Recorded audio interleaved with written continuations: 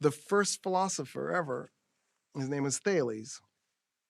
By the way, Mytilene is in what is today Turkey. He's ethnically Phoenician.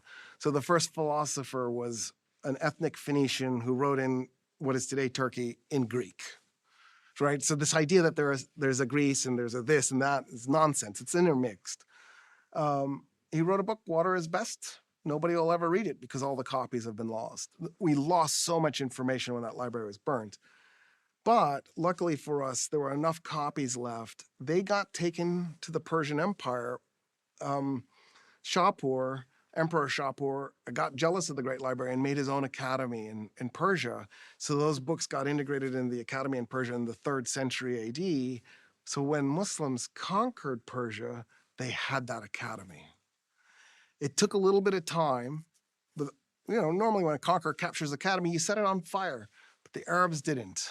They were like, oh, well, we don't understand that. Let's leave it alone. We'll figure it out later.